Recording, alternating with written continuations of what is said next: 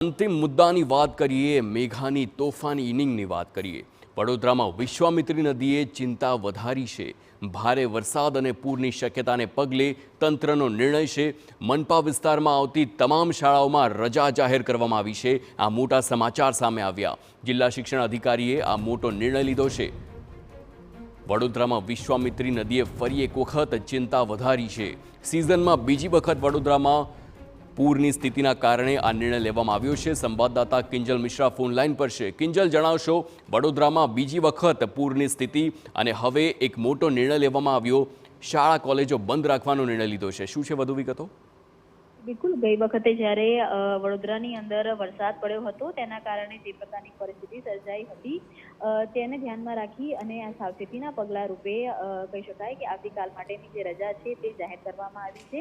વડોદરા મહાનગર વિસ્તારમાં આવતી તમામ જે શાળાઓ છે તેમાં આવતીકાલે રજા છે, એક દિવસની જાહેર કરવામાં આવી છે। શૈક્ષણિક કાર્ય એક દિવસ માટે બંધ કરવામાં આવ્યું છે, તેના માટેના તમામ પરિપત્રો છે તે મોકલી દેવામાં આવ્યા છે। સૌથી મહત્વની બાબત અહીંયા એ પણ છે કે હજુ સુધી જે આવતીકાલે ભારેથી અતિ ભારે વરસાદની કહી શકાય કે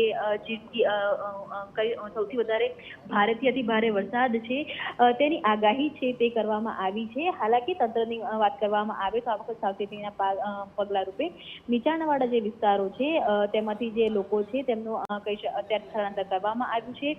કેટલીક જે ટીમો છે NDRFની તે પણ ડિપ્લોય કરી દેવામાં આવી છે। ફૂડ પેકેટ છે તે તૈયાર કરવામાં આવ્યા છે।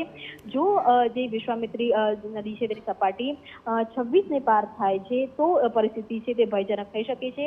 વરસાદની પણ ભારેથી અતિ ભારે વરસાદની આગાહી છે, ત્યારે આવતીકાલે તકેદારીના સાવચેતીના ભાગરૂપે તમામ શાળાઓમાં તો રજા આપવામાં આવી છે, તેની સાથે સ્થાનિક તંત્ર છે તેને પણ એલર્ટ કરાવી દેવામાં આવ્યું છે। બિલકુલ કિંજલ, સમગ્ર માહિતી બદલ આભાર। તો જો વિશ્વામિત્રી નદી પોતાની ભયજનક સપાટી જે 26 ફૂટ છે તેને પાર કરશે તો સ્થિતિ ગંભીર થઈ શકે છે અને ફરી એક વખત વિકટ પરિસ્થિતિનો સામનો કરવા વડોદરાવાસીઓએ તૈયાર રહેવું પડશે।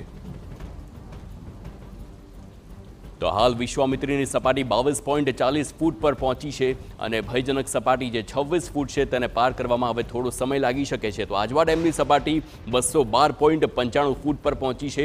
ડેમની સપાટી 212.95 ફૂટ છે અને વિશ્વામિત્રી નદીનું જળસ્તર પણ જે પ્રમાણે છે, ઇન્દિરાનગરમાંથી 200 લોકોનું સ્થળાંતર કરવાની શરૂઆત થઈ ગઈ છે।